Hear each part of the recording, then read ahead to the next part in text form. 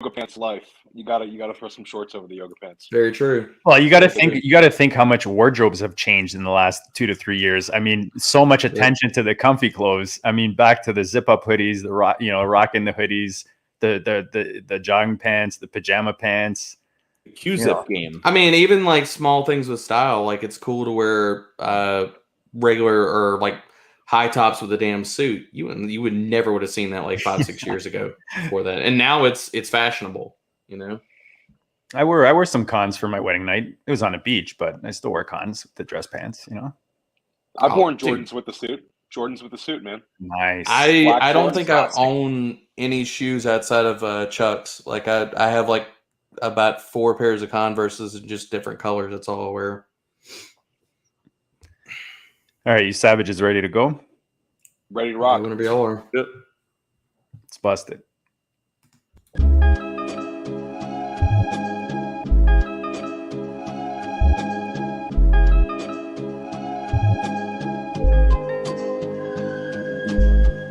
Go district, the Pope listens. Dynasty, our religion, for the blokes missing. On all of these trades, on all of these plays, on all of these grades. By the end of the day, y'all getting played. So, what you gonna do next? Try to fill up that flex? Send the homie a text? That trash offer's the best? You try to make it complex, then they text you back. Now all of a sudden they don't make any sense.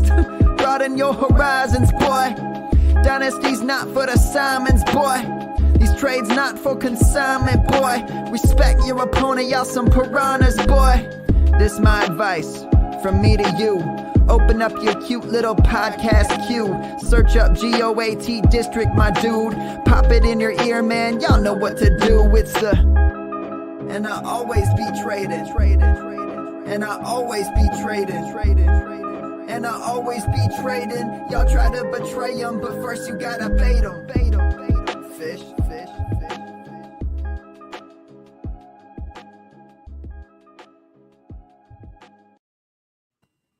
What is up, Fantasyland? We are back in the district 2 nights in a row, man. Back to back. That's how we roll, man. We bring in the guests. Last night was a huge show, monster show. Theo and Andrew joined me with Dan and our guest, John Lobb. I mean, a rookie specialist, a Devy specialist. Guys, if you haven't watched that show, like I said in my tweet today, you're already 12th in your league. You better get on that show, get caught up on all the rookie goodness. The man's got just tons of info on these young rookies coming in this year in this class. Make sure you check out last night's show. Smash the like, smash the subscribe. We have another monster show tonight. Tonight we're focusing Dynasty market movers, another specialist. Guys, you want something done, you get a specialist in to do it, to give you the best job, the best result, and that's what we're doing tonight. This is long overdue. You know this man. You've seen him all over Twitter. D-Bro, Derek Brown, welcome to the district, brother. Hey, man. Thank y'all for having me. And oof, that intro. Y'all didn't tell me y'all had Man Bun doing some music around here and dropping beats, man. If I'd have known that, I would have stretched. I'd have gotten hyped before we got on this show. So you love to see it. Yeah, man. It's the best intro music in fantasy podcasting. Don't get hurt right here on the brick wall. I'm a Gabe fan. That's for sure. I told him last week when Matt Kelly was asking about him, I go, dude, I told you years ago you should have started a business. He's like, yeah, maybe I should have done something with that. It's like, come on, man. Lots of opportunity out there. Dude, we're pumped to have you on tonight. Just fresh off the Senior Bowl. How was it, man?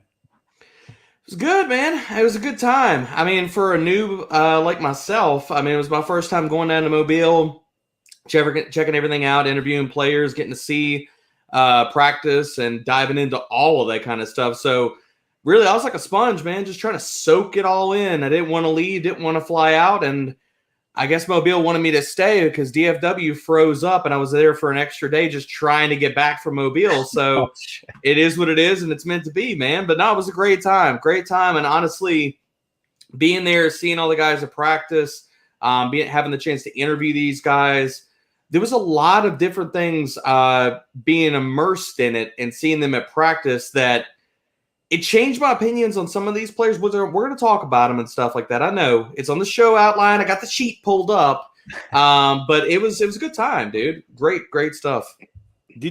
Side tangent, did you do any sightseeing while you were out there? We drove through Mobile, Alabama Thanksgiving weekend. I know there's the big USS Alabama battleship out there. Is it just all work and no play? Were you able to sightsee? Because it looked like a cool spot to be around.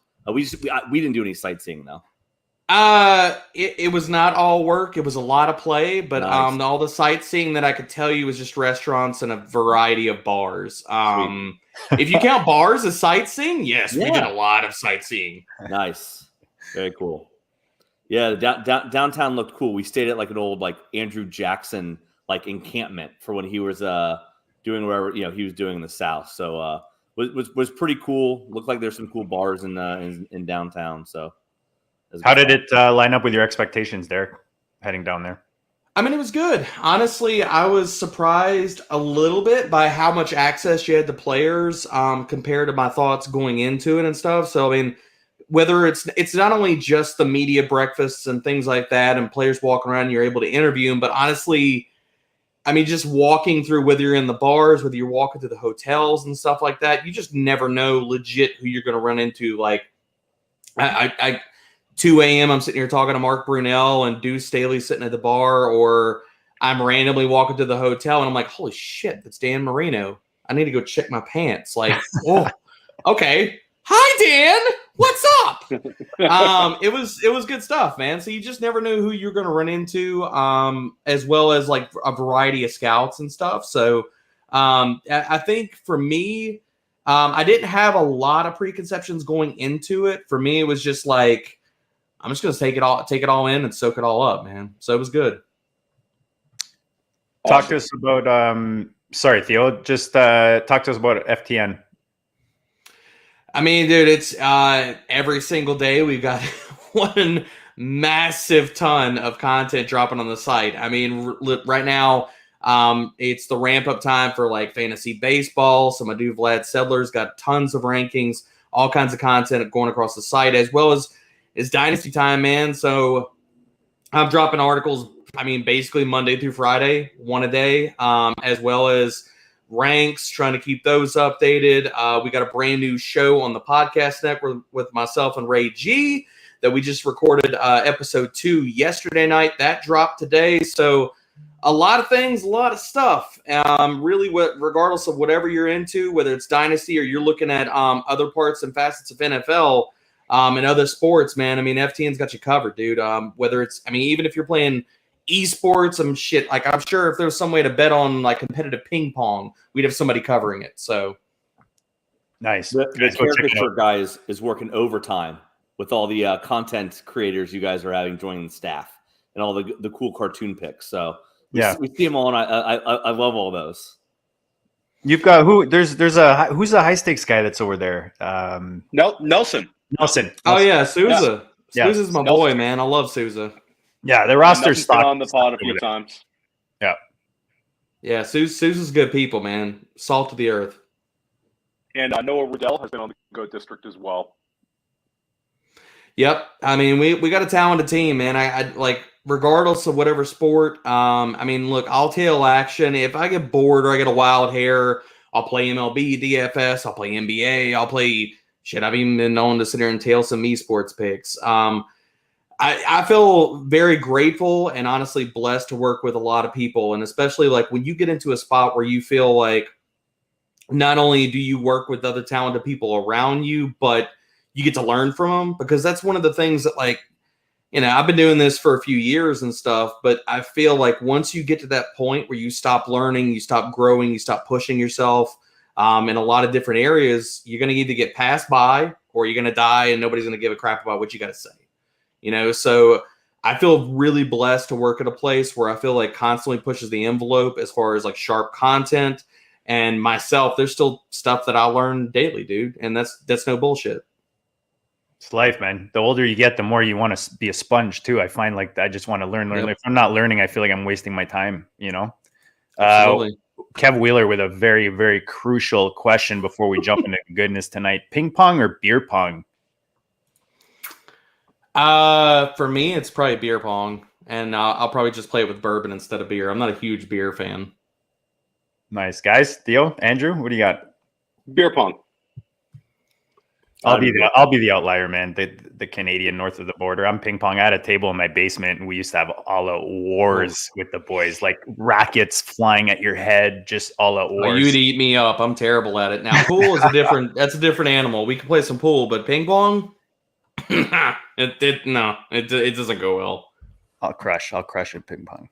All right, Theo, start this off, man. Theo again stepping up with the just a nice line of question tonight. We're gonna touch on some serious topics. Market movers for a reason, guys. This is a must watch tonight. Make sure you're tuning in. Smash the like. Theo, launch this off. Let's talk Dynasty. Yeah, so Debro's been dropping some really, really good articles recently. I actually just opened up your Dynasty Sells article like 5 minutes ago before the show. But let's talk about your Dynasty Rankings. You recently updated them. Who were some of your biggest risers, and maybe a few players that you might be more bullish on right now than consensus? Yeah, I think if people head over to FTN Fantasy, they're looking at the rankings, and honestly, some people, and I even had these comments thrown in our Discord and stuff, where people are like, really? Like, they'll come away with the rankings, they'll be like, all right, like, explain yourself, or tell me why, because they'll roll through them, and I'll preface this and say it. I rank players aggressively, and it's two parts. Because the way that I use rankings and the way that I kind of craft them is I want people to be above market on certain players. So if you're into them, I want you to be above consensus. And sometimes that's a little bit, and sometimes that's a lot, depending on what I think about players, as well as I'll drop players down based off of, and a lot of the ways, especially dynasty framing rankings, is that, to me, if you're looking at players walking into, and we're projecting early right now for 2022, I want to be above market on players that I think that when we do this thought experiment after the 2022 season, and we're saying, good Lord, why were we so low on this player? I want to be above market on some of these players to where it's like, after the season, you're saying, okay, like I was screaming to high heavens about like Ramondre Stevenson and a bunch of other players prior to the season. And I'm saying, get them in rookie drafts, get them in startups and stuff. And now everybody's like, oh, wow, I see why. Like, I like that guy.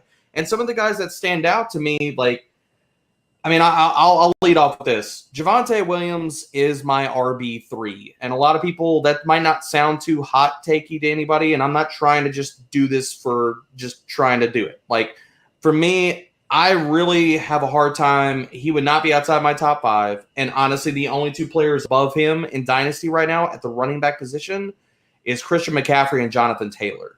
And I had Javonte Williams as an RB1, top 12, walking into this season that we just finished.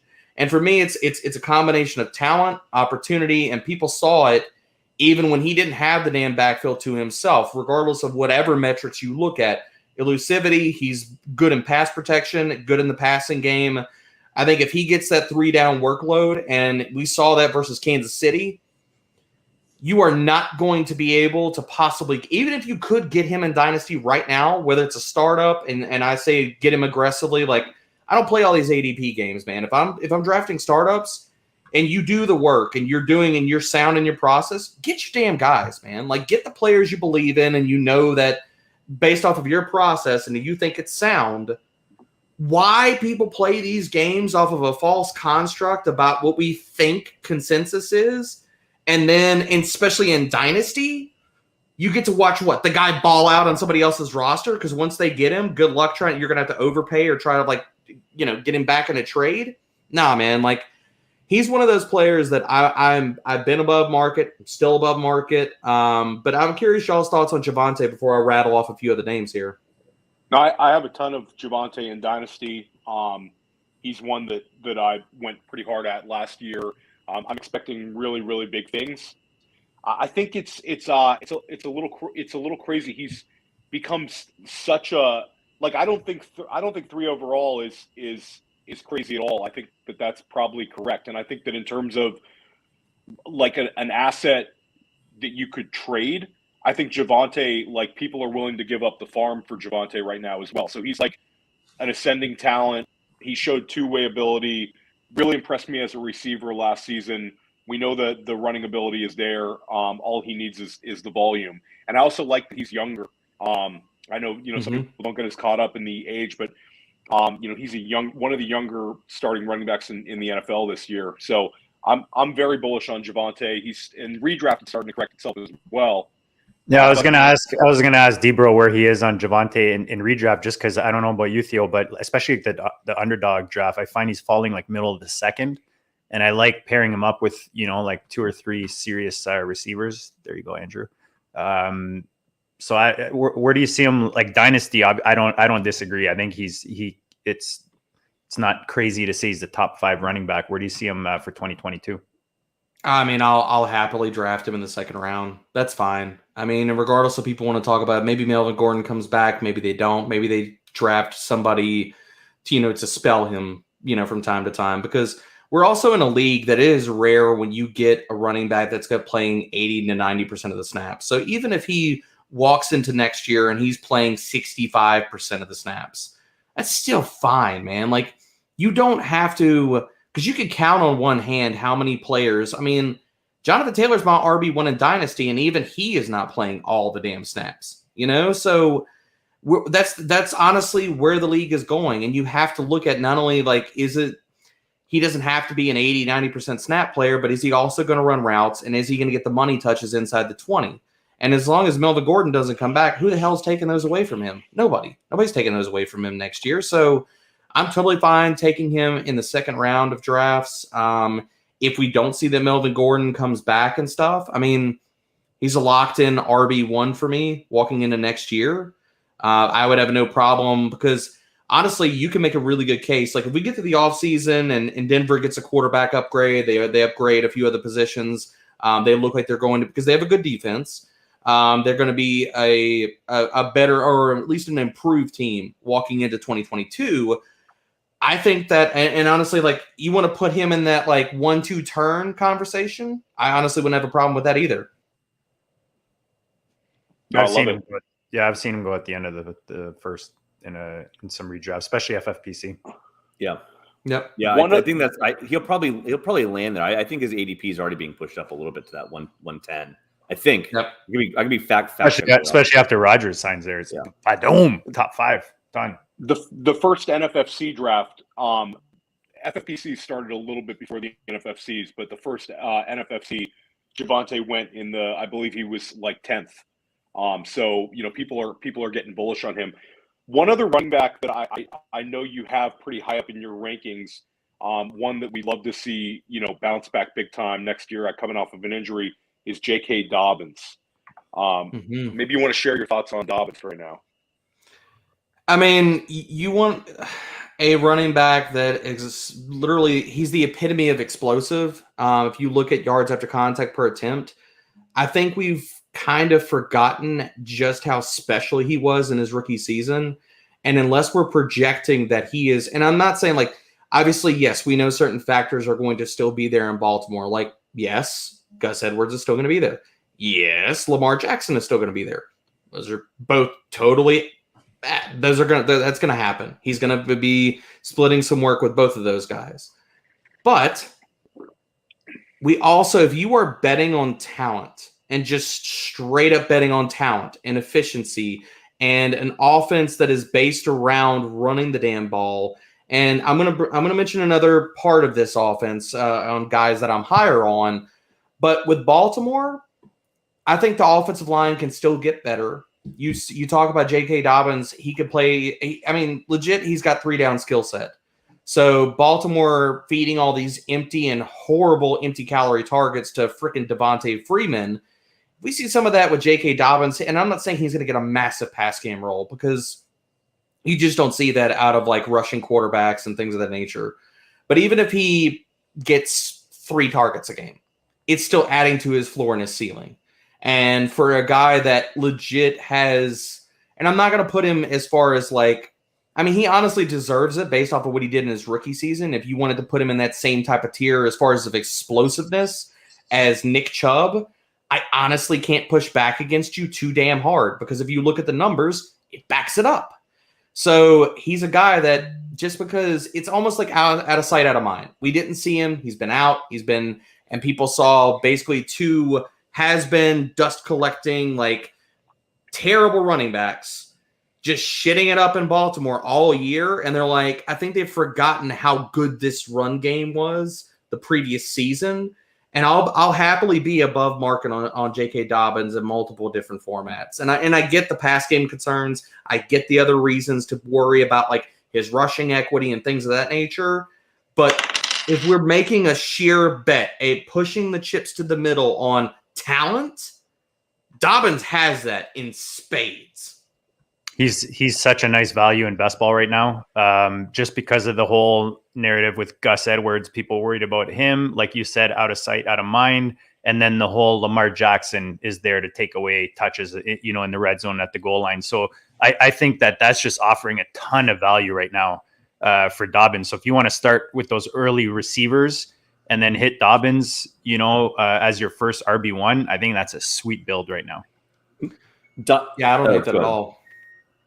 Yeah, dynasty-wise, and I don't know if we're in the buy or sell portion, or hopefully not skipping ahead here, but like using like a Christian McCaffrey, J.K. Dobbins comparison, would you feel comfortable moving from a McCaffrey tier to a Dobbins tier if you can get as like a bonus, like a 23 first or 23 first and second? Like, is that something that's like sneakily under the radar that you're able to do, get a little bit younger? Yeah, there's risk, but maybe add some draft capital later. I love it. I mean, I'm adamantly just shaking my head here because I love that move. I mean, I think Dynasty, you're playing the yearly game of, and really that's honestly, we're going back to the rankings. That's why I construct my rankings the way that I do, because it's not only the way that I approach Dynasty is the players that I think that if they're ranked at 15, can they be top 10? Can they get to say RB or wide receiver 7? Or can they be a higher ranked quarterback walking out of next season? And those are the players. If you're going to tier down and you're saying, okay, I want this player and I want some sauce on top of it, those are the players that you attack, because you want players that are going to gain in equity. And we're constantly trying to find the players that are going to gain in equity over the next season. And that leads me, like, I'll stay in Baltimore, man. Like, with Rashad Bateman, I have ranked him aggressively ever since he got drafted. I didn't give a crap that he got drafted by Baltimore. I understand the pass game volume concerns.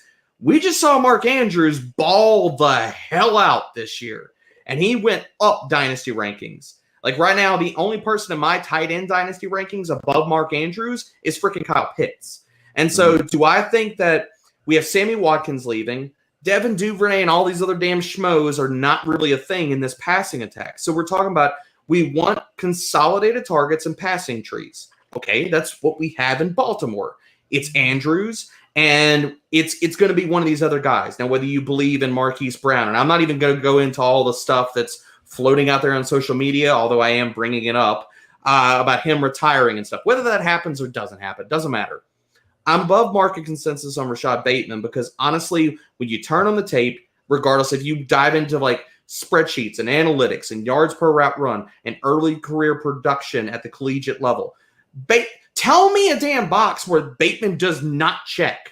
He legit. What does he not check where you're like, this guy has alpha type of upside in his range of outcome? But Derek, he's not in a passing offense. Come on now. Oh, yeah. That's the same bullshit we heard about A.J. Brown. Like, this could be Derrick Henry's show. I mean, we're never going to see that. That's why these Ravens are such nice value, man. And it was the same last year. It was the same last year. Andrews was even a better value because he didn't have the huge year that he had. Yeah, man. AJ, go ahead. AJ, sorry. AJ could be a sort of comparison, which is the upside comparison for Bateman. In my opinion, it's that kind of alpha profile that you could really see taking off, especially in year 2. We're big fans of Bateman as well. I was happy to see you being very bullish on him. Yeah, I've got him at wide receiver 17 right now, and if you look around a lot of ranks around the industry, and I'm pulling ECRs from various places, I mean, he's usually in wide receiver 30 or the low 20s range. Nah, man, give me talent, give me upside, and give me the guys that if they're given the opportunity, that they can ball the hell out and show people what they're capable to do. And that's one of the things about Bateman's game. And I remember like last year, whenever people were talking about him as a prospect, and there was so many people out in the space just telling on themselves, man. Like they were like, well, he only played the slot. I'm like, did you watch his tape from the year before? Did you look at any of the statistics about him the year before? And he was strictly an outside wide receiver, and he moved inside, and he got COVID, and he lost 12 to 15 pounds. And on film, if you looked at the year before and the year when he came into the NFL or his final collegiate season, he didn't even look like the same player. The explosiveness wasn't there. He wasn't the same player. The metrics were still good, but it was so damn funny. And we get into some of this stuff when we get the deeper we get into prospect season, and I'm early in this class.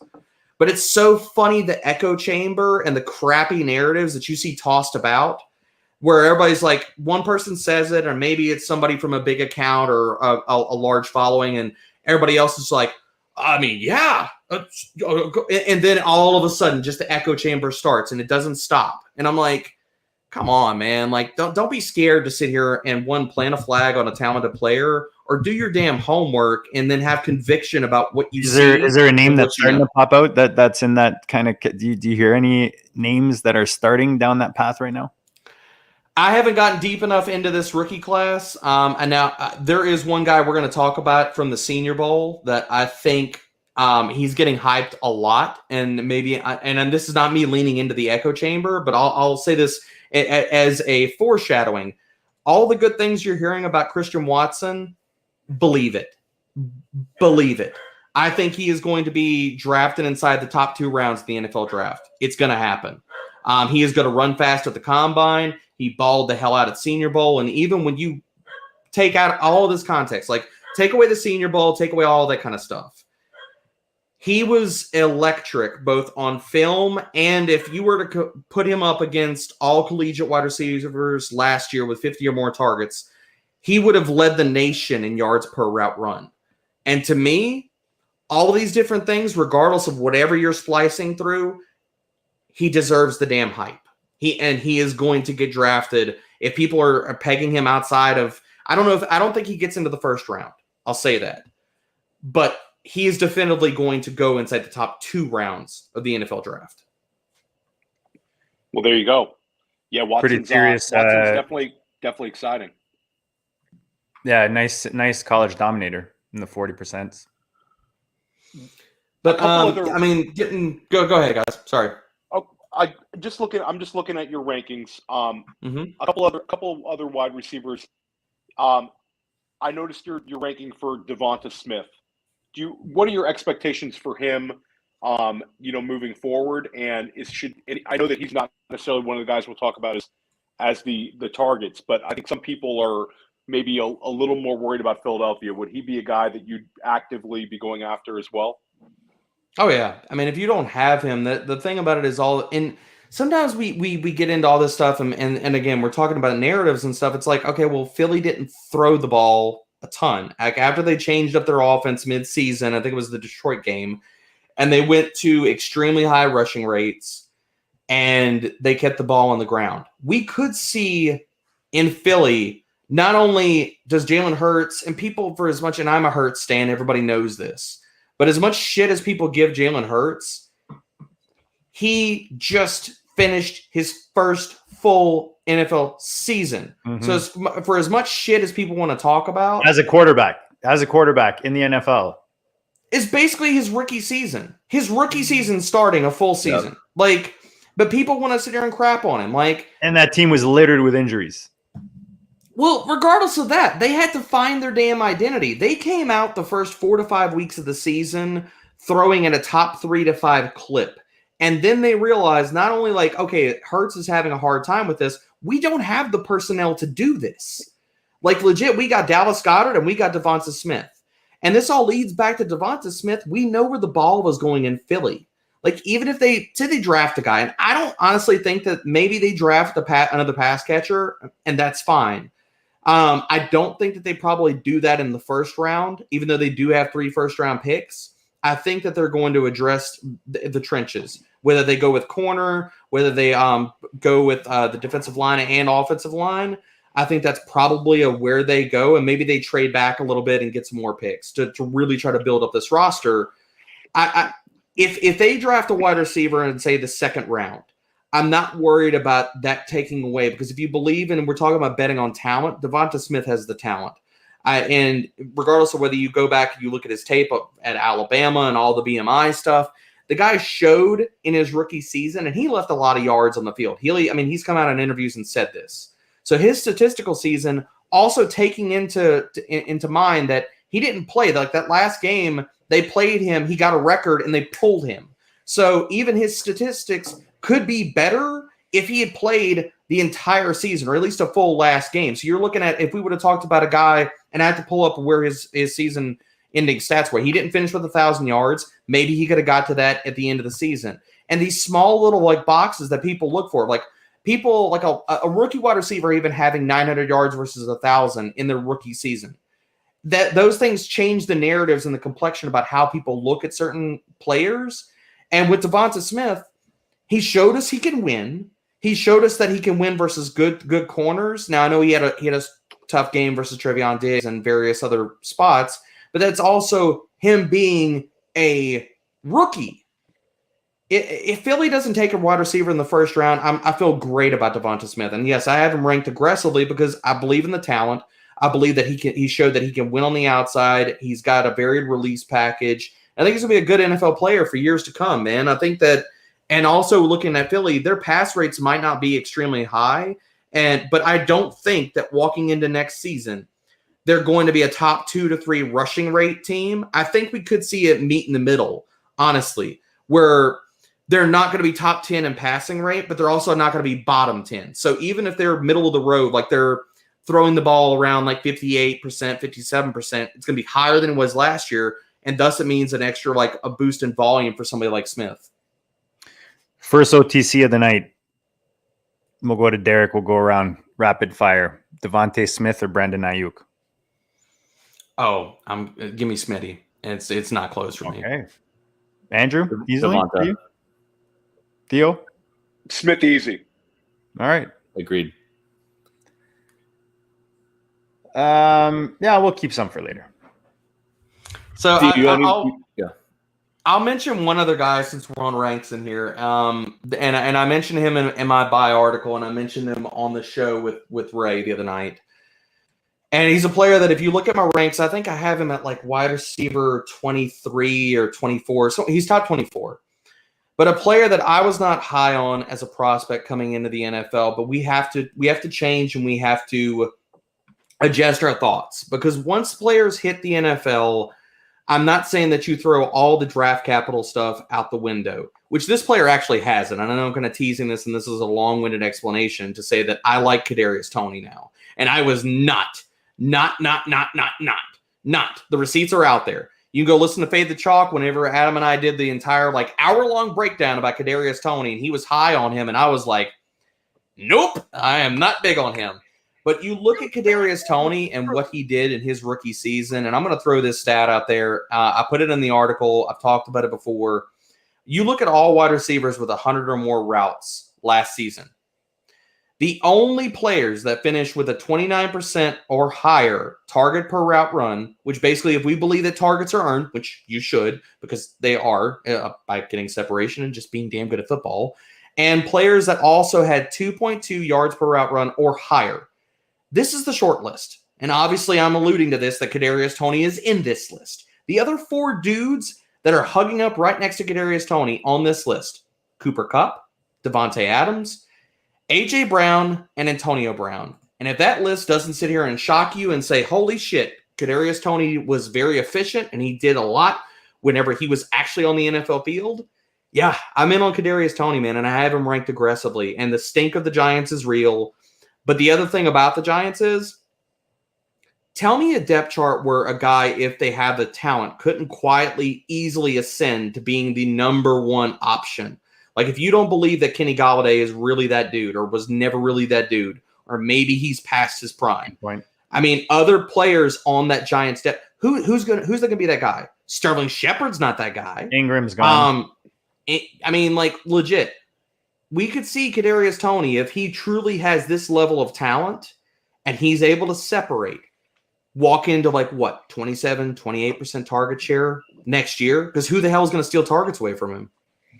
And you have to like the fact that Brian Dable is now the Giants coach, and he should be able to unlock, at least some talent and open up the offense a little bit. So I like that aggressive ranking, and I wish I had some more Tony shares. I think that was a guy that, a lot of people liked other wide receivers. We should have looked a little bit more at the draft capital, but he certainly looked awesome at times.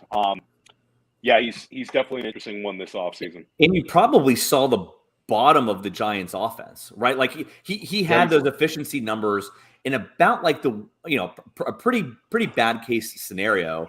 Now, of course, everything could get worse, but as Theo, you alluded to, right, Dable being there, I think that, I think I'd be looking upwards for that offense. Well, even if we're not going to talk about the offense being better, the other thing about it is, do we think that they're going to be run heavy? I don't think that that's going to be the case. Like, they're going to throw the ball more. And I'm not talking about their top 3 in the league like we saw in Buffalo.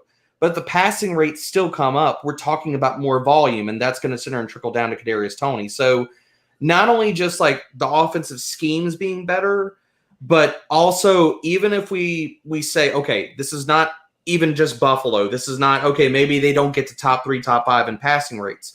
These other things about coaching changes, this is the honestly, like, that's the bigger takeaways on some of these coaching hires that I want to take away from the scheme and maybe how the offense runs, in saying, okay, the passing volume should go up in this spot. So even if we don't see like a high, much more highly efficient Daniel Jones, then if the passing volume, just the volume goes up, it's really going to be another feather in the cap for Kadarius Toney. Right.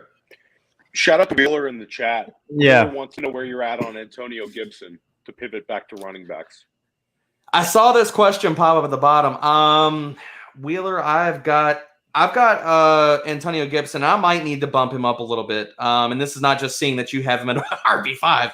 I've got him at RB12 right now, and I could probably make a case to bump him up a little bit. Just looking at some of the guys around him. Because he's right behind.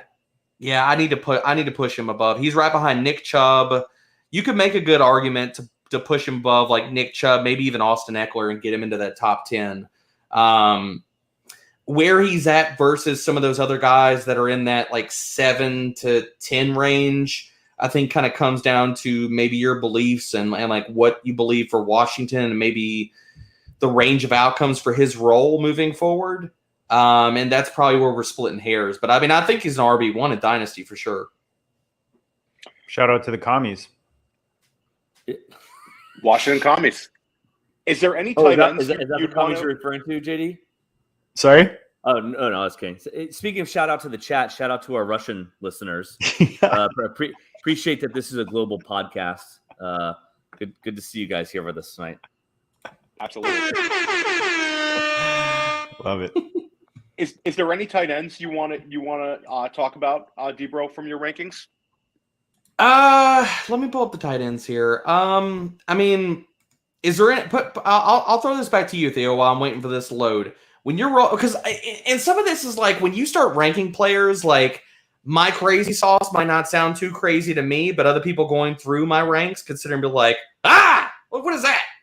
So I mean, I don't know if there's anybody jumping out to you while I'm pulling up tight ends. I feel like tight ends, it's you get kind of like flat tiers of guys you might like that are kind of similar. There was one name that stood out to me. Everyone. Oh, I don't know. Maybe we'll be on the same page. Who's that name? So it was Cole Komet. That's exactly the one I was just about to say too. I was like, he's probably going to bring up Cole Komet. So that was interesting. It was just interesting to me. Where do you have him? Komet. He's at tight end 10. Okay. I like Comet, and if you look at all the various things, honestly, Cole Komet had quietly the most damn unlucky season in the NFL. It is legit ridiculous. Cole Komet, walking out of last season, he was top 12 in red zone targets. And if you're seeing that type of target usage, and he was high, like I think he had a 19 or 20% target share, and you're looking at Cole Komet, this is a guy that legit didn't score a damn touchdown last year. Not one. One. So we're looking at all of his fantasy production was literally stripped down based off of what he did off of catches and yards, which I know wasn't amazing, but the lifeblood of tight ends is touchdowns. That's really what boosts their value. And the guys like Dawson Knox, if Cole Kmet would have put up the stats that he did and gone out and scored 8 touchdowns last year, people would be talking about Cole Kmet in a very, very, very different light. And you have Chicago. Like, Allen Robinson's not going to be back. Yes, maybe they're going to add some parts or pieces to that passing attack. But can we say that Cole Kmet couldn't be the number 2 or 3 option in that passing attack and still garner an 18 to maybe a 20% target share in the Chicago passing attack? I think that's fully within the range of outcomes, as well as he already showed us, and I know the coaching staff's different. So to dive through this, he had the red zone usage last year, but he was incredibly unlucky. Like, amongst the guys in the top 12 to 14 in red zone targets amongst the tight end position, he's the only guy with 0 touchdowns. Outside of him and Kyle Pitts, who only scored 1 touchdown, they're the only 2 guys that scored less than 2. And really more, if you're looking at that top as far as usage range, all of these guys are in the 4 to 6 touchdown range. And so if we were looking at Cole Kmet, if he would have boxed like half of those red zone targets, hell, if he would have come away with a year like Dawson Knox or somebody like that, or even scored like 6 to 7 touchdowns, people would be much higher on Cole Kmet than they are. So I have him ranked as a guy that could, one, garner the volume next year. And honestly, I don't think we've seen the best out of him at the NFL level. And if the red zone usage is going to be there, I mean, I just laid it out. Like, that's the lifeblood of tight ends. We follow the usage because touchdowns are fluky, man. Like, I more care about the usage and the fact that you're able to draw those targets inside the 20 than necessarily sometimes the ability for you to convert those. If the volume is there and you're earning that volume, now whether that's based off of talent and scheme or a marriage of the two, yeah, I'm above Cole. I'm above probably consensus on Cole Kmet because for all the reasons that I just stated. I like your point about the new coaching staff.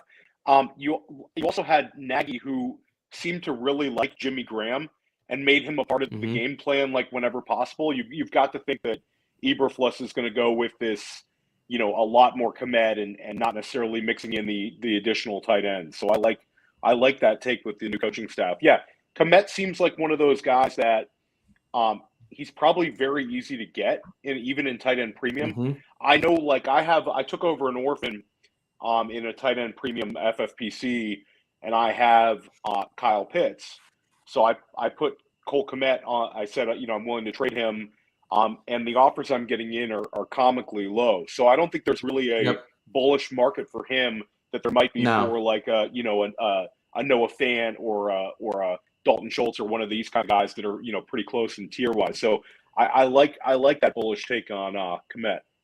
Well, it's and I can throw Irv Smith. And again, I know I'm a stan on him, but like, he's shown us talent every time he's been given opportunities. I mean, he was top 3 in QBR when he was targeted in 2020. I want to say he was top 3, and this is off the top of my head, so y'all can fact check me. But he was top 3 in fantasy points for either route or per target last year. And I could be citing this wrong.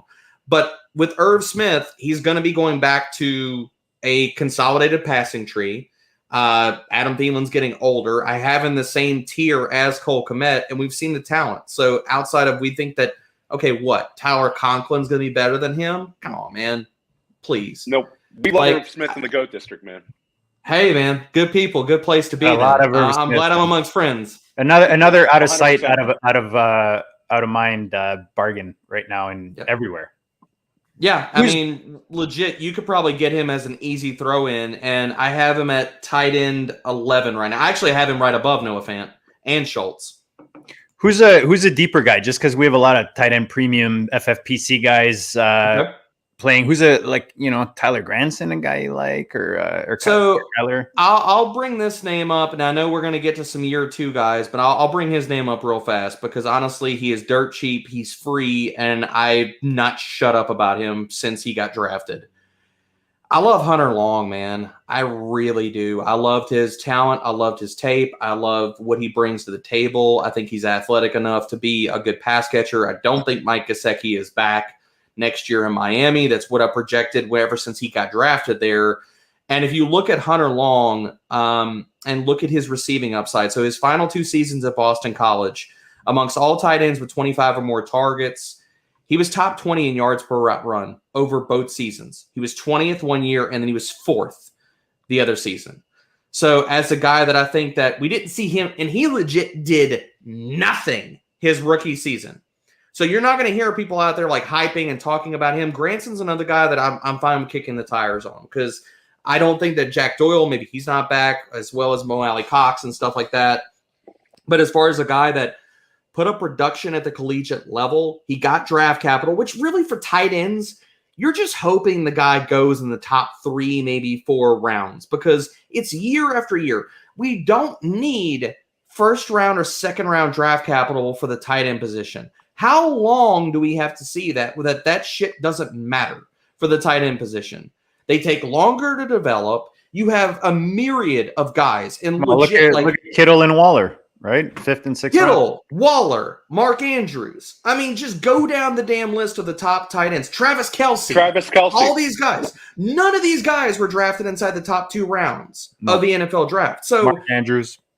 Really, there's 2 boxes. I want collegiate production and efficiency. So whether you're going to look at yards per route run as your staple with that, as well as what is going to be their role, and are they athletic? If you can check those 3 boxes, I probably got interested for the tight end position. So you recently dropped the Dynasty Buys article, and anybody who's thinking about subscribing to FTN, do it for the Dynasty Buys article and the Dynasty Sells article. They were just terrific. You guys have a special going right now, by the way. Am I right, Eric? I mean, you can use the code DBRO at any time, any point, any place, and get 20% off on FTN. Just shameless plug if we're bringing it up. DBRO, like DBRO. Guys, use that code. Name, man. I'm gonna go sign up right after this because my my membership may have expired. Hey, hit me up. I'll see. Anything I can do to try to get people signed up and hear the good word of FTN, I'm definitely down for it, man. But yeah, my buys article was live on the site. There's a bunch of guys, and I'll kick this part of it off with somebody that I was higher on last year, and this is not me digging my heels in even further. But if we want to throw, and I talked about this a little bit earlier, draft capital, we need to understand is a moving target in the sense of you can't be totally married to it in the sense of burying a guy and saying he's not good or he can't be or whatever because he got drafted in the 3rd or 4th round. After we've seen production and efficiency at the NFL level, now does draft capital get you more opportunities, or can you screw up a bunch more times or fail or fall on your face and get more opportunities? Sure. Yes, that's true.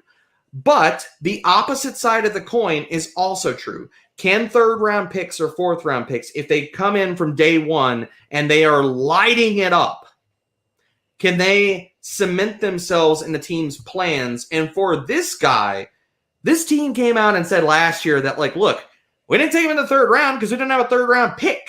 So thank God and thank you for the NFL for letting Michael Carter fall to the 4th round to the Jets. I love Michael Carter. I loved him last year. I love him walking into this year. No Tevin Coleman. He's going to be fighting with freaking LaMichael Pirine and Ty Johnson in the New York Jets backfield. And you're looking at a guy that legit, out of all rushers with 100 or more rushing attempts, 9th in yards after contact per attempt. The Jets' run blocking was quietly damn amazing. And I know that people might shake their heads, and it is legit. It is real.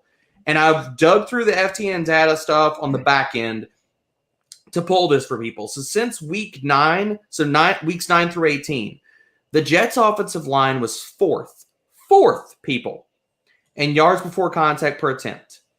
And they're going to return 4 of their 5 starters.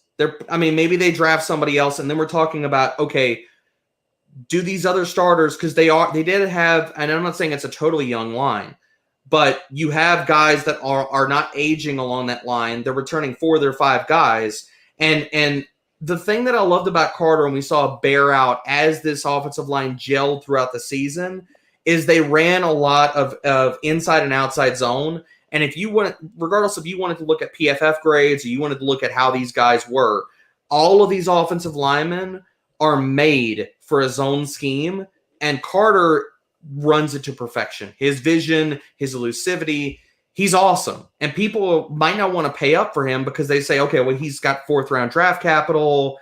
It's the damn Jets. And I'm like, you need to stow that and just bury that stuff, because he was elusive, he was efficient when he got snaps, and he played a lot. Legit, almost every damn game where he played 50% or more snaps, he's a top 24 running back almost every single game.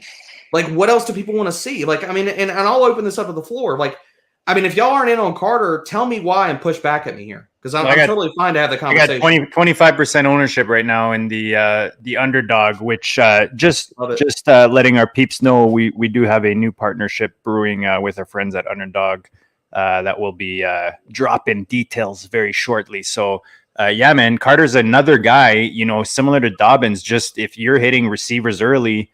And I'm talking best ball. I know we're talking dynasty, but I like to mix the two because I find the parallels are very strong between the two. Mm-hmm. And Carter, just the value he's offering. I mean, Theo's in close with the coaching staff over there at with the Jets. Right, we brush shoulders with Salah. We talked about in recent weeks. Since the running back class is not especially deep this year. Kicking the tires with the Carter owner and floating a low 1 for Carter. I still think you could maybe get it done if you're holding like the 1.9, the 1.10. The Carter owner might say, you know, some of the same thing you said, where he was not a day 2 guy. People still have that in the back of their mind. I think that the Jets staff does really like Carter. They've talked him up. The offensive line is going to be better next year in New York. You also get Mekhi Becton is like the wild card coming off of the injury. And I think that Carter, you know, we all knew he could be a receiving option, but it seems like they have kind of bigger plans for him in New York. So I do like the Carter call. I think that the one argument against Carter, if you're going to make the argument against Carter, is that maybe the Jets use a higher pick and add another back into the mix.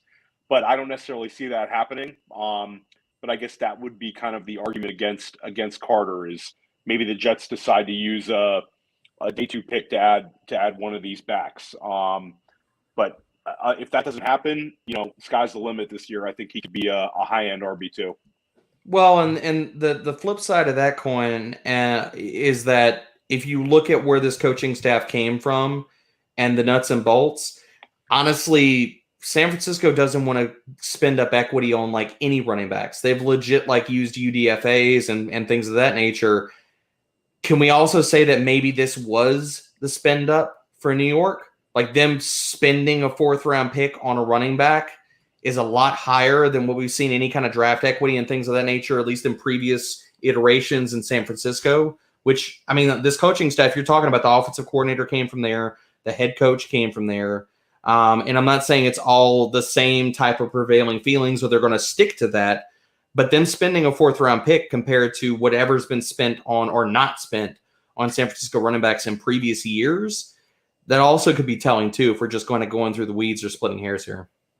Stats and information department. That's me, presented by Fantasy Mojo. Thanks, Fantasy Mojo. Best ball slim drafts. He's RB 25. ADP of 6.8 for January and February draft. So I think that there's plenty of ceiling to run.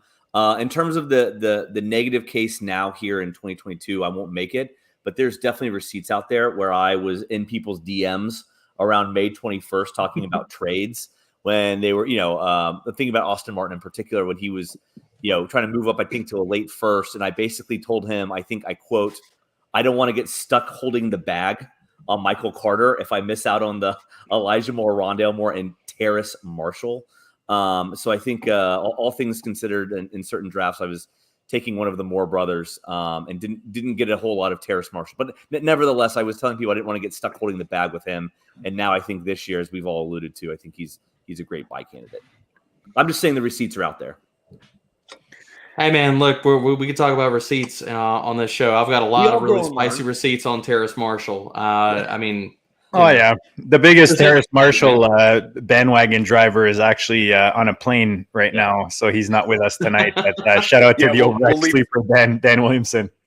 The dead zone right now is really exciting right now for early drafts. You've got all these young backs. You talked about Dobbins earlier. There's Carter there. Right now, Breece Hall's going in the dead zone. There's just a lot of these younger kind of exciting backs that, Travis Etienne, whatever you think about him, he's in the dead zone right now. So it's a very interesting time. You got us some buys. Now let's get into the negative. Let's go with some sells. You just dropped the article. Is there anybody standing out to you that you could share with the listeners that made that article? Yeah, I'm going to lead off with a guy who's comfortably ranked inside the top 5 to 10 on every set of Dynasty rankings you basically find out there in the space right now. And this might not be a name that people expect for me to say, but you need to be getting rid of Tyreek Hill. I will be trading. I don't have him on many rosters, but if I did, I'd be floating him yesterday. If you look at, and is he still in the Kansas City Chiefs? Yes. Is he still tied to Patrick Mahomes? Yes. Is he still probably going to be a top 10 wide receiver next season? Yes, again. But if you look underneath the hood about Tyreek Hill and you look at not only, because here's the other part, and we'll kind of get to this later about it, like looking at players in Dynasty, especially, and this is one of the things that I didn't do when I first got into Dynasty and I religiously do now, is not only the contract situations of said players, but also the contract situations of other players on the same rosters. With Tyreek Hill, and the reason I bring this up is he is going to be an unrestricted free agent in 2023. He is also going to be 28 years old in 2022.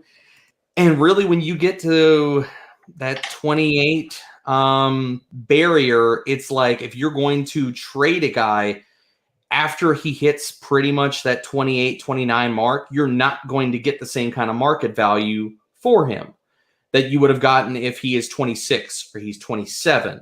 And even if you're not chasing youth, and we hear this all the time about Dynasty, a lot of the things that I said earlier in this show also hold true about Tyreek Hill. As high as he's ranked right now, does anybody see him, if he goes and balls out next year, which he probably will, does anybody see him going up Dynasty rankings, or is the best hope and the best thing that you're asking out of Tyreek Hill is just hold your value, baby. Don't go down. Just hold it. Stay where you're at. Don't go down, and just please remain where you're at. And if that's the conversation that you're having to yourself and saying, I know you're probably not going to go higher and you're really high right now, I'm just hoping that you don't fall off the map, then maybe you need to be having a conversation with yourself of, I maybe need to move on unless I am absolutely all in it, balls deep, to win this upcoming season. You need to have the real conversation with yourself of, do I need to consider moving this player? And again, diving into things underneath the surface outside of, fantasy points per game and blah, blah, and he's on the Chiefs and Patrick Mahomes and all that kind of shit. Talking about Tyreek Hill, quietly, his yards per route run have decreased over each of the last 4 seasons. And you're looking at a guy that's explosive as hell. We all know the speed and all the highlight reel stuff. His yards after catch per reception has decreased each of the last 4 seasons as well. And in this last season, and this has nothing to do with ADOT, but his ability to create with his legs after the catch point, it was the lowest yak per reception of his entire career. Now, I'm not saying the guy's dust, and for all the other reasons that I just laid out there, but you're looking at all these little parts or pieces, and you marry that, okay, he's going to be 28, and he's also going to be a possible free agent. I mean, we're probably staring at the apex of his dynasty value right now, so people need to consider moving on from him. JD, you're on mute. I was like, everybody's silent. Apparently, I just Sorry, dropped, guys. Sorry, guys. crazy dynasty bomb on this Rookie thing. mistake, man. This is my first podcast today. So, You're doing great for your first one, JD. thanks, man. Okay, I got to get to plug because we're like an hour in. Debo, you're the man right now, and just dropping the goodness and giving us 60 so quick. If it feels like it just flew by. But I got to ask you real quick because you're talking about Tyreek. Are we using the wait for the season to move your vet on a guy like Tyreek for him to go off for that 122 touchdown game, or are you comfortable moving him now in order to gain that value that you think will be lost moving into the next 12 months? I'd move him now. I mean, I don't think that you need he's a Kansas City Chief. I mean, he's tied to Mahomes. He has enough just straight up equity. You don't have to wait for there's some guys that in Dynasty, you're going to have to wait until the regular season. Probably just the regular season and them to string a few good weeks together. Like Keenan Allen? No, I don't know. Yeah, you don't. And that's true. You don't have to wait there for Tyreek Hill. We just saw him have some good games, especially in the playoffs. All those memories are fresh. So I think the return and the time to get rid of him, if you're going to do so, is definitely now. All right. Sorry, Theo. Let's give a quick word to our partners over there at the FFPC. Never too early tourney guy. 25 Genos for first place. 133,000 in prize money. Just a fun tournament. 125 buy-in. How many rounds, guys? 20? Is it 20 or 18? I already forgot. It's 20 here. It's 20 rounds. No kickers, no defense, tight end premium. Just a great tournament. Limited seats. I think they've got about 900 or so entries left. So make sure you sign up for that. Right now, the best balls, guys, go check them out. They've got the slims obviously on the screen, 20 rounds starting at $5. You can go deep, 28 rounds. And they go into the high stakes nosebleed buy-ins. You got live slow drafts. Guys, sign up to the FFPC, myffpc.com. And of course, the main event you see right in the middle of the screen there, $1 million grand prize. You can become a millionaire playing fantasy football, guys. So go over there, myffpc.com. If you're not already on the site, email us actually at don't do the @Goat District thing because it's too hard to get around to that account. So just email us at goatdistrict@gmail.com and I'll hook you up on a sign up bonus when you sign up for the FFPC, and you can use that $35 towards anything, man. A best ball, dynasty league, or anything you want to play on the site. Real quick about Dynasty, we've talked to best ball. Sorry, excuse me. We've talked best ball ADPs a good bit, and I want to drop this in here. If you're doing early best balls right now and you're getting into this, whether you're on FFPC, you're on Underdog, and you have not dove into this rookie class, the easy thing to do is right now you're probably going to get some of the best values on rookies, and you're not going to see these values later. Well, the closer we get to the NFL draft, you're probably these rookies are going to continue to go up and up the board. And some of the names that people know off the top, like we talked about Breece Hall and other players, and they've heard the names out there. One of the things, if you're doing these early best ball drafts, go to one of the sites I like to use called Grinding the Mocks, and you look at estimated draft positions. Look at the guys or the rookies that stand out that are estimated to go in the top, even if you haven't done your rookie homework, okay? And we're just talking about just strictly draft capital and that gaining you early opportunity.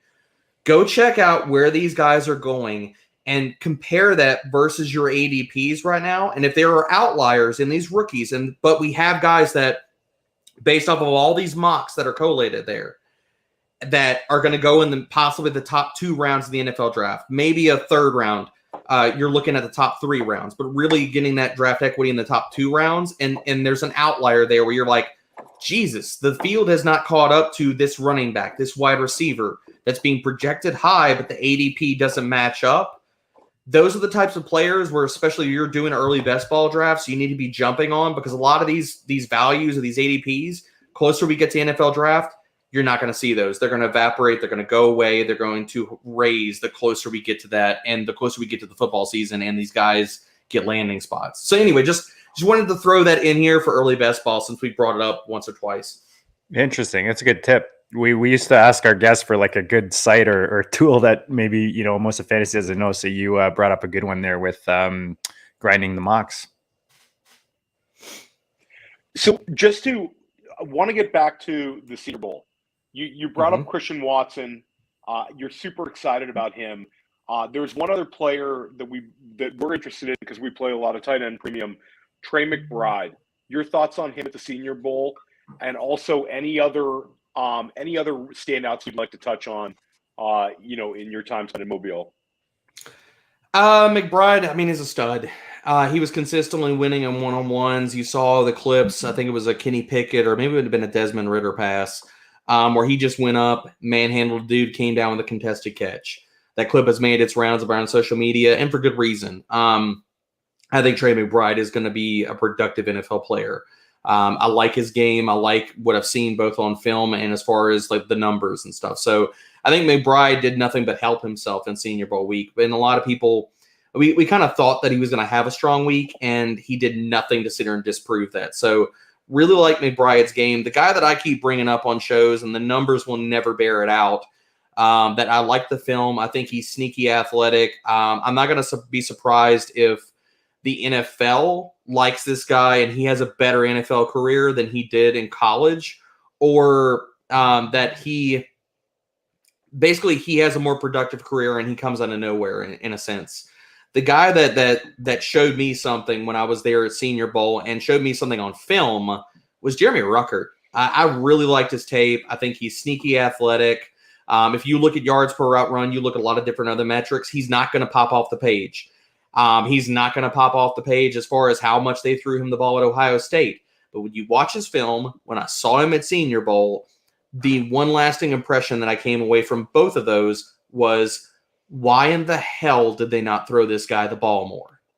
And so I really like his game. I think he's probably going to test pretty damn well at the combine. So he's one of the guys that I'm really curious, not only his testing numbers, but where his draft capital comes in at the NFL level. Are you seeing Jeremy Rucker through Hunter Long colored glasses?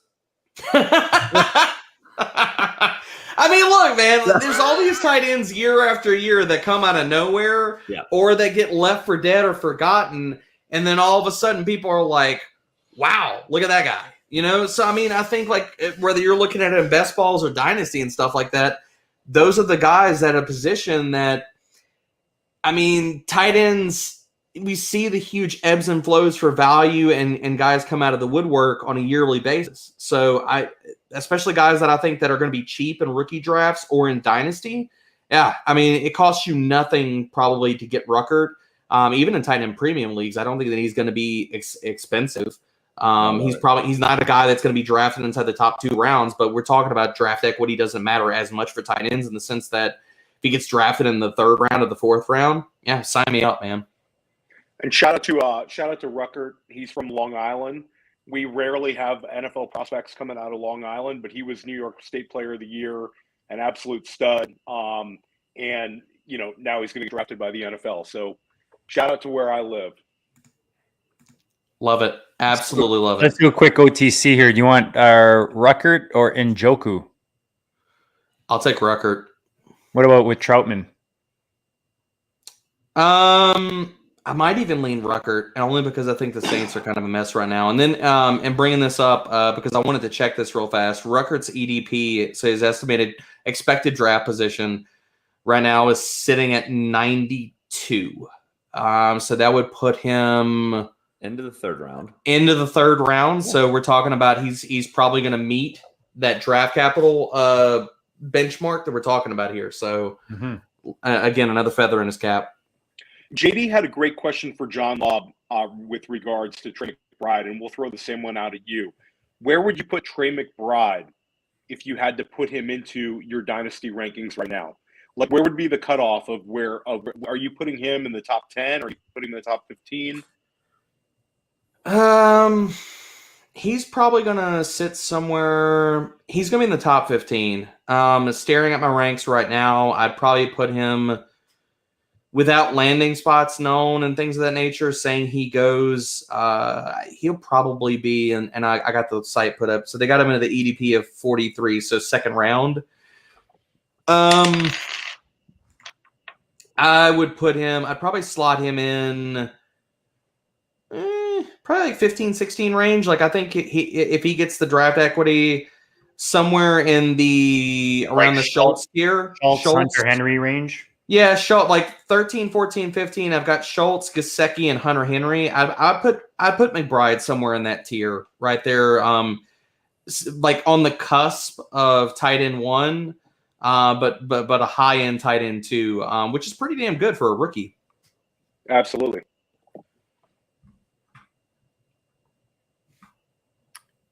Andrew, you got anything for Derek? I got a bunch of OTCs I want to drop on you guys. So, all right, well then let's make sure that we touch on the second year players. Then I don't want to steal thunder from Theo. Make sure Theo if there's anything specific. But Derek, get your wide receiver list out for this one. Yeah, that's right. Yeah, in terms of breakout for second year player, who are a couple names that we should be higher. We should be higher on than we think of, and then like who's a second year player? Maybe we've already talked about this a little bit with Tony. Is like, who would you not expect, like from to have a breakout who maybe didn't show so much rookie year? I think the low hanging fruit here that really we didn't know what to make out of him as a prospect or even going into the NFL, and I've got him ranked. I don't want to say it's aggressively, but he's wide receiver 37. Is Rondell Moore because if you look at Arizona right now. Rondell was banged up over the latter part of his rookie season. We saw him flash the first few weeks. But if you look at the Arizona depth chart just in general, Christian Kirk is a free agent. A.J. Green is a free agent. Zach Ertz is a free agent.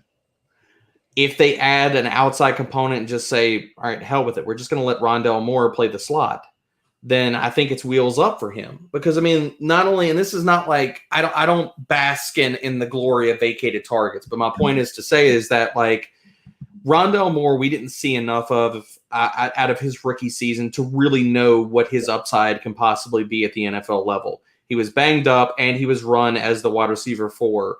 And people could say, okay, well, Antoine Wesley played over him. That's true. That's absolutely true.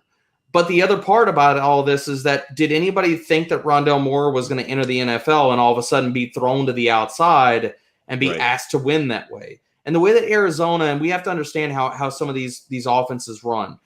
Arizona does not move their wide receivers around, period. If you look at alignments, and this is one of the things that if you play in DFS, you look at cornerback matchups and people love to shit on those. But like with Arizona, it's so damn easy to know who they're going to match up with it on a weekly basis because legit, like Hopkins plays one side and the other guy that's starting that week, AJ Green, would play the other side, and they don't move. Yeah. So like with Rondell Moore, him not ascending or playing over Antoine Wesley, like unless like we were saying, and Arizona obviously said, okay, well we like Kirk more in the slot, and we just don't know if Rondell's there, or we're not going to ask him to try to win outside. And as well as when D-Hop went down, Moore was banged up. He was dealing with injuries himself. So I think with the easy low-hanging fruit here and a guy that a lot of people don't know what to do with because of his production profile, what we saw of him coming out just as a prospect, as well as what he did in his rookie season, people might be on the fence about Rondell Moore, but look, he could legit walk into one heaping ton of targets next year. If Kirk doesn't come back, all these other players don't come back, and even if they add a guy in the NFL draft, but he's an outside wide receiver, then they're basically pigeonholing Rondell Moore as their slot wide receiver. He could absolutely eat next year, and probably if people have soured on him, it's at least worth like kicking the tires in your dynasty leagues on. Yeah, you're talking to three guys who love some Rondell Moore, so we're happy. Yeah, I loved him coming out. King of the anecdotal evidence over here, that's me. I felt like earlier in the season, the Cardinals had a lot more manufactured touches for them, like weird goal line stuff, like the Tyreek Hill type, like sweeps or jet sweeps, short passes. And I just, for whatever reason, they went away from that. I don't think that's deterring me. I'm hopeful. I'm going to look at the silver lining there of at least they were trying to be creative earlier in the season. I think that the whole team second half of the year fell apart. So I'm going to cling to that anecdotal evidence of my head. Now you could tell me like, oh no, they were doing the same stuff the whole year. Just, Rondell wasn't producing, but I seem to remember there were some smart and creative things early in the season. I absolutely agree with you. I don't know what happened to Arizona's offense over the back half of the season, whether it was, and some of this happened before even Hopkins went out with the injury. Now you could say maybe he was banged up before he went out with the injury, but it was a very, very different Arizona team that we saw over the first few weeks of the season versus what the shit fest we saw in the playoffs and down the stretch. It was weird. It was, they lost the creativity. They weren't screening. We kind of saw this last year, no, Derek? Like just Arizona just kind of fading out in the second. You did, but the other part of that was Kyler was dealing with a shoulder injury. So, like, his splits before and after the shoulder injury were massive. Like, his completion rates went to shit. He didn't run. He didn't do anything, and they had to change up and kind of protect him. Now, that was the previous year. This year, it's hard to point to one single solitary thing, but, like, you can definitively see, like, the more the season went on, the offense just got stale, and it wasn't good. I feel like a little bit of it was the efficiency of Connor. I feel like it's kind of like he was efficient, and they were successful with him. Then it got to be they kind of leaned on him, and it got to be a little bit more of a vanilla attack. It's a big year for Rondell. I mean, we all would love to see him, at least double up his targets this year, and I think he's got the talent for it. And they certainly spent the draft capital on him. But it makes total sense to us. But sometimes Cliff Kingsbury does stuff that just doesn't make sense to anybody. So we will see. Well, the other part of that, too, is their defense. I mean, it was in shambles down the back half of the season. Their cornerbacks all got hurt. They legit went from being a team that could stop the run and was able to pressure the quarterback, and their cornerbacks were good enough in coverage to hold up. And then Alford got hurt. A bunch of their other guys got hurt. Byron Murphy was asked to play the outside. I think some of the things you saw with them wanting to run the ball even more down the stretch was also like, yes, maybe it was Hopkins, but I also think some of that was they were trying to cover up for their declining defense, because their defense, the injuries just ripped them apart down the back half of the season too. Call me selfish, but I'd much prefer a 3-yard pass to Rondell Moore than a 3-yard run of James Conner slamming his face into the offensive lineman. If you're selfish, I mean, sign me up for that too. Yeah. I'm selfish as hell. Yeah, but then James Conner will be out for the next 5 weeks, and then Rondell Moore will get way more targets. So you got to think about these things, Andrew. Let me throw in a quick guys. Smash the like, smash the subscribe. You got all kinds of goodness coming at your face. Let's do a quick OTC, man. Derek, do you want Kyler Murray or Joe Burrow? Dynasty. Oh, it's Burrow. It's Burrow for me. Oh, that was quick. That was a quick. And Andrew's saying, yeah. Andrew, you on board too? That quick? Because I feel like Kyler was the number one QB about like 6 weeks ago. Am I wrong? If you asked me this, 3 months ago, it would have been Kyler. But that's my point. I want more Burrow in Dynasty. So does Kyler become the value right now with all this uncertainty and?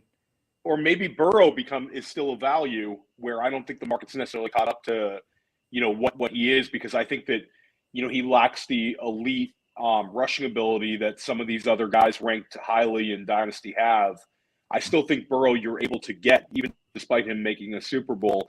But I think that the guys got attached to Jamar Chase and T. Higgins, and he's got unbelievable talent. We saw his moxie, and I think that he's just in a better situation. It's crazy that I suddenly trust Zach Taylor, a lot more. And it's a little bit of short-term thinking and recency bias, but Zach Taylor seems to kind of get it with what he's got with that passing game.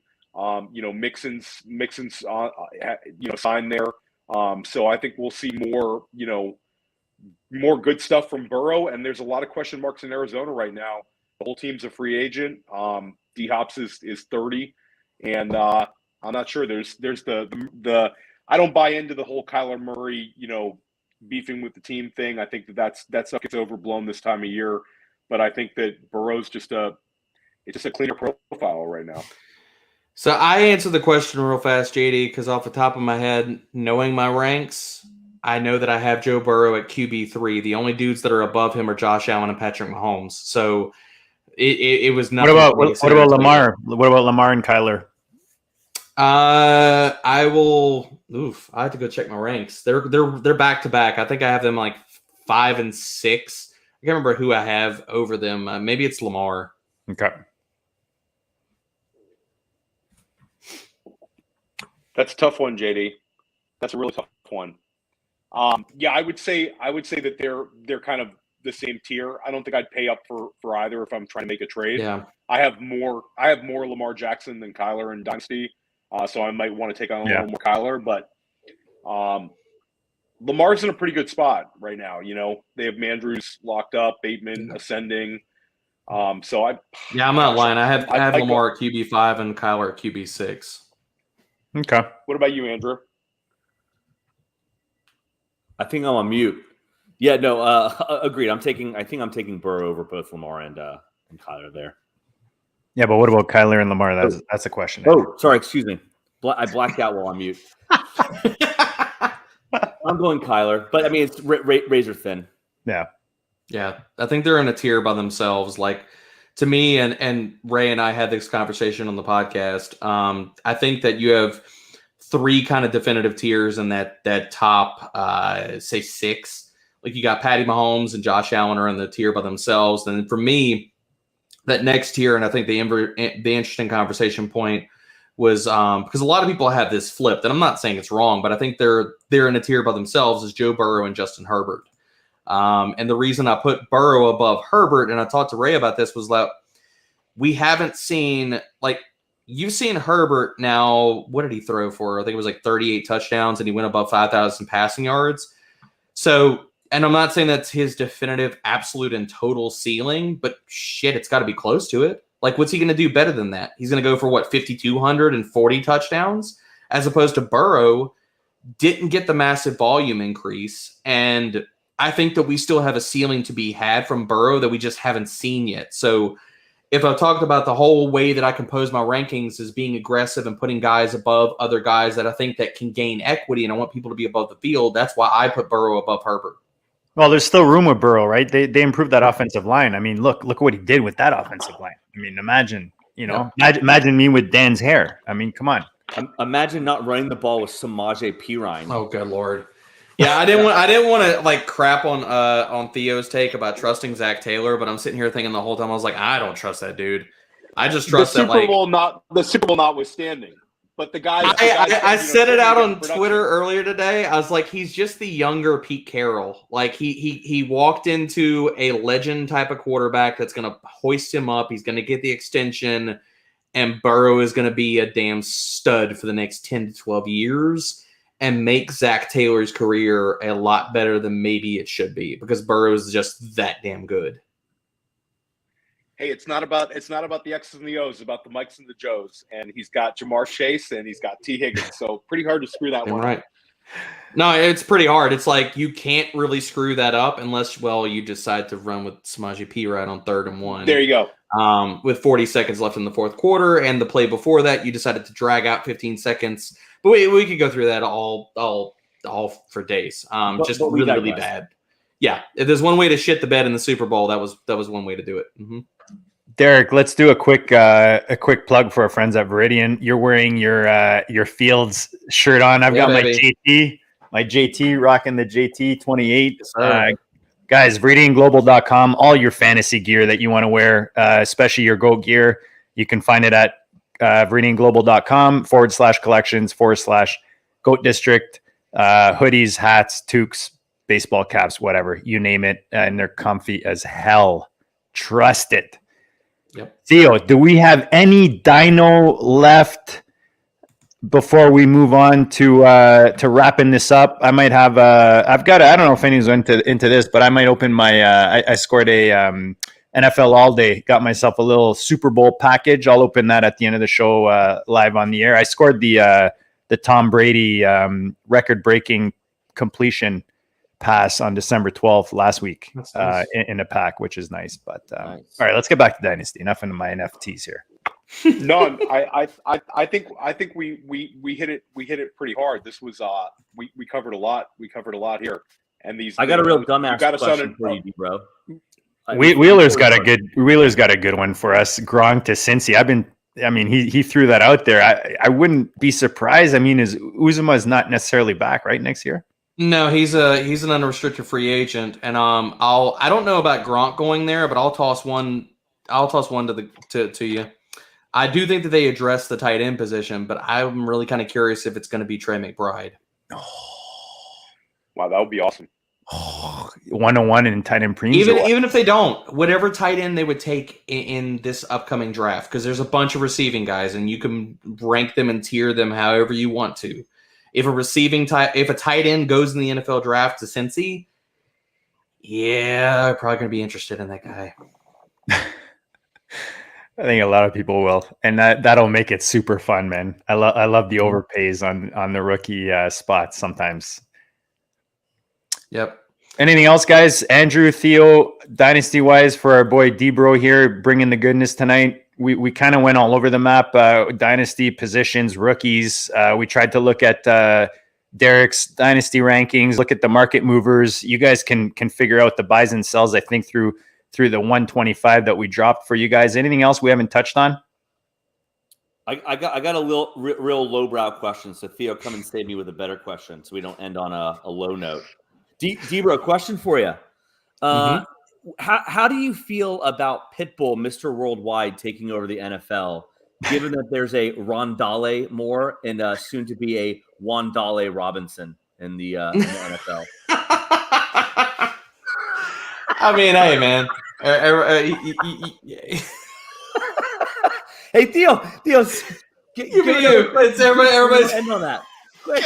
Lord. I love it. Quick. I love it. That's the show. That's the show. That was nice. That's a wrap. That's a I wrap. don't even know how to answer it. I'm just like, oh my Lord. Quick, get to the NFTs. All right, you guys want to crack this thing open? Let's see what I got here. I saw a guy today crack a Stafford, which is pretty nice. Little Stafford action. All right, let's see. Here we go. You guys see that pretty good? Mm-hmm. Yeah. Make that a little bigger for you. Maybe not. Yeah, let me see. Like you can't full screen that? There we go. You guys see that good? Yeah. Mm-hmm. Yes. All right, let's open this thing up. Let's see what happens. This thing not going to work now? You get the Samaje P. Ryan run? Oh, there we go. Hopefully not. Claim and open. Him not. Oh, my God. Can you imagine? Can you imagine? Don't jinx me like that, man. Don't be jinxing me like that, brother. All right. So, yeah, confirm. There we go. Let's see what happens. So you can get rare ones in these. If anyone knows anything about the NFTs, and guys, in the comments and stuff, let us know if you guys are interested in this stuff, because I'm deep in these dapper NFTs. I got the NFL All Days. I'm in the UFC Strikes, and I've got the NBA Top Shots. Building a little collection over here. Thought this would be fun for you guys tonight. This is the Super Bowl pack that they dropped today, and hopefully this doesn't take too long. Oh, up to 10 minutes. Okay, if it takes too long, we might have to park it, and maybe I'll do something separate. Hopefully this goes quick enough. What were your thoughts on the Super Bowl, Derek? Did you do good this past weekend? Were you? Oh, it's ready to go. But why don't you tell us how you did this weekend, man? Oh, from what, a DFS and betting perspective? Yeah, just you make some money in the Super Bowl. No, actually, I got my ass handed to me. To be honest, I projected that game, and just keeping it 100, I projected that game to go far, far different than what it did. I didn't think the Rams were going to shit the bed, forget how to pass block, and I also didn't think Kendall Blanton was going to get hurt, and nobody was going to know about it, and Bryson Hopkins was going to play the whole damn game. So, no, I had a really bad week of DFS. Like, I got just blasted. It was I had good weeks in the playoffs. The Super Bowl was not one of those. I won't tell you. I went 6 for 6 then. All right, let's do this. Hey man, congrats! I mean, I'm here for it, man. It's the nature of the beast. Not every game goes the way you want it to. Especially First Super Bowl. Especially when you're playing just a one game. You know, it is what it is. That game got wild. Oh, we got a little Super Bowl action. Who do we have? Oh, a Woozy. I have no idea who that is. Maybe you guys can help me out. What, the corner? Is that who I got? Oh shit! that was a great. No way. Not the worst one. That's not bad. No way. Not the worst. You I don't got know. two of them? No. I just got it. Hold on. Sorry, guys. I'm trying to maneuver here. I got too many things going on. Yeah, so we scored that guy. Okay. Yeah. Oh, that's pretty sweet one, actually. I like that. Shitty Cooper Kupp doesn't know how to catch. It's totally overrated. Let's move this up a bit. Well, no, I think it was Ben Skoranek. That's who I was referring to as shitty. Oh yeah, frying pan hands Yeah. himself. Yeah. Nick Bosa, little Nick Bosa action. I like Okay. it. There you That's go. not bad. I got a lot of. I'm like loaded with defensive players, man. I got T.J. Watt action. That's a pretty nice one. There you go. All right. Little Bosa. Let's go over here. We got no legends or rares for those who know what the hell is going No, on. we're Right gonna get now. one though. What do we have here? Joe Schobert? Schobert. I have no idea. Yeah. Oh, little. nice. See the defensive players, man. I'm telling you, I'm stacked with them. There you go. All right, nothing too exciting yet. Maybe this Here one we right go. here. Here we go. Detroit. I mean, how good could this be? The Lions. Come on. Worst pack in history. There you go. You guys witnessed the worst pack in history. I was fixing to say, sorry. I felt like this is Yeah. anticlimactic for you. My bad, JD. I might have actually just kind of shit on it for you. Like if you're Sorry. gonna get a team, it's definitely not Detroit, right, boys?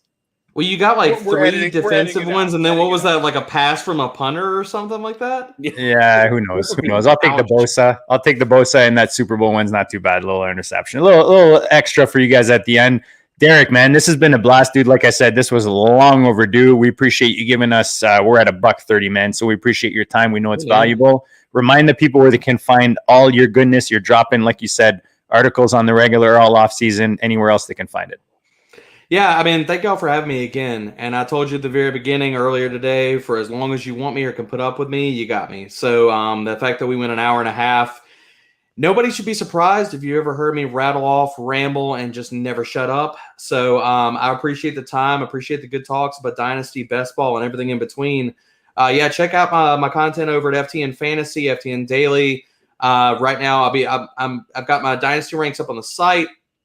We were talking earlier in the show. My buy and sell articles are live on the site, as well as I'll have a Dynasty stock market article that will be dropping tomorrow. And we do have a Dynasty draft guide that will be live later in February, if I'm correct, as well as I'll start doing prospect profiles for the site. We'll bring those back for Fade the Chalk with my co-host Adam Pfeiffer. We did this last year. We had a ton of amazing guests. So we go one prospect at a time, we get a guest on, and we go deep, man. So if you want to know everything there is to know about a prospect, tune in, get ready, 45 minutes of all about this player. We give you comps, we give you our projections, we run through their entire prospect profile, as well as my new podcast with Ray Garvin, man. I'm just happy to be doing it. It's the flagship podcast for FTN Fantasy, so feel blessed that they decided they wanted my loud-ass mouth on it with a stud like Ray, who is one of the best in this damn space, man. So feel blessed to be able to do that show with him. We're 2 episodes in. Subscribe to wherever you get podcasts at. We are on Spotify. We are on all the different platforms, iHeartRadio. What's the name of that big one? I mean, it's boring, man. We got to have the SEO value. It's the FTN Fantasy Football Podcast. Perfect. So we are 2 episodes in. The first one we went through Dynasty projections or values of the 2 teams that were playing in the Super Bowl. So if you want to know our thoughts before the game, which they honestly haven't changed, we were projecting based off of age, contracts, all that kind of good stuff. And we just went through 10 players to buy and sell in Dynasty. Ray and I each gave 5 players each. So check that out. It's live on iTunes. And if you're over there, toss us a rate and review, man. It helps the show. I know y'all know this as well. Like, rate and reviews, they might sound like they're stupid, like they don't matter. Subscribing to stuff, giving thumbs up, giving comments. Support people's content. If you like the content that is out there, literally these type of things take 30 seconds out of your day, and you have no clue how much it helps the content creators that you like to listen to them talk about all these things. It legit. You can go review, or you can give thumbs up. You can subscribe to a bunch of YouTube channels in legit 5 minutes, and it helps all the people in the space that you want to hear their takes. This is how you keep the lights on, and you're able to sit here and support the people that you like to hear their stuff, is by doing these things. Because, I mean, look, like I said, we're blessed. We entered the space. We were top 10 in fantasy sports podcasts. We made the top 120 in sports podcasts overall. So huge thank you to everybody. And that's not me tooting my horn. That is me saying thank you to all the listeners and everybody that consumes all of our content out there. So again, thank y'all for having me. This was a blast, man. Awesome. And to put some numbers to it too, just to give credit, I think the FTM site is $25 off now. That's the discount I was talking about. Yeah. The promo code I think you gave was what, D-Bro for an extra. Yeah, D-Bro, and it's an extra 20% off of that right now. So we're I'm subscribing as soon as we're done this thing. Yeah, our fantasy package is not expensive. Like, so I mean, it's affordable, and the amount of content like I'm talking about that you get on that. And if you're listening to this and you're early, like you're not experienced in best ball. Hell, if you're only in one dynasty league and you're like, I want to really dive into this deeper, the other part of this that you get on top of all the content, the rankings, and all that type of stuff on the site, you get access to the Discord. So literally, I'm in there 24/7 answering questions. And yes, I'm up at like 3 a.m. or answering questions as soon as I wake up in the morning. And that's just another facet where it's like, if you can't get in touch with people, or you're tweeting at people and you're asking questions and nobody ever answers you, sign up for FTN Fantasy. Hop in the Discord. Tag me. I'll answer your questions at any time, man. It's all about community, man. And they've got it going at FTN. And, guys, it's a no-brainer. Go sign up. They got a huge deal right now. You're getting all of D-Bro's goodness, as well as all the guys we mentioned earlier in the show, and Nelson and Austin. Or not Austin. Wow. Noah. Help me out, Theo. Who am I thinking about? Noah Riddell. Sorry, Noah. Also, Yep. Jeff Ratcliffe had he was close to number 1 for rankings this year. Oh, he was number 1. He crushed it this year. He took it down. Was number 1. Okay. Number 1. There you go. Yep. There you go. Guys, we've got Andrew and I doing a 125 buy-in next week, the 23rd. Is that it, Andrew? The 23rd at, give me a time. 9:30 p.m. Eastern. Perfect. And Theo, what other goodness we got coming up? So beginning of March, we have JJ Zachariason, and we have Billy Wazowski coming back on, and we have a number of other guests. March is we crushed it in January, crushing it in February, and we're going to bring on some good ones in March. Yeah, man. Guys, go check out yesterday's show with John Lobb, all rookies. Today was all dynasties, market movers with D-Bro. D-Bro, thanks again. Theo, Andrew, always a blast. Guys, be good, be safe, and we'll check you all later.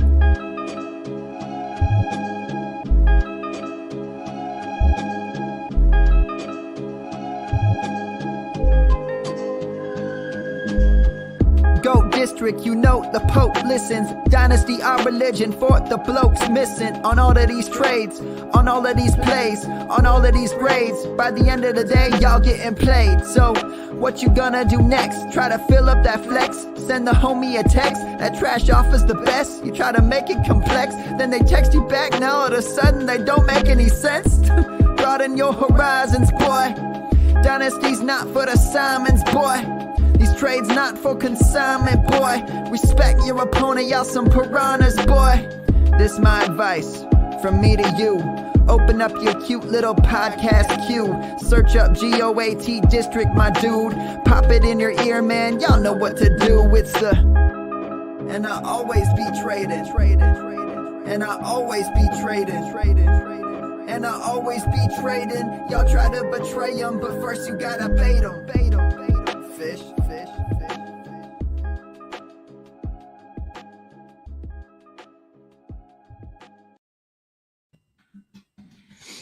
Eric, I'm putting in your code right now. Guys. I'm signing up.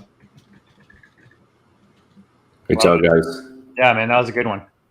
Yeah, thank y'all for having me, man. I mean, we talked about a lot of different stuff, but honestly, like, it's all good, just hopping over the map and jumping to a few different things. I mean, thanks for a good show. Appreciate your $140, man. That was legit. You didn't even blink until 56 minutes in, so appreciate that.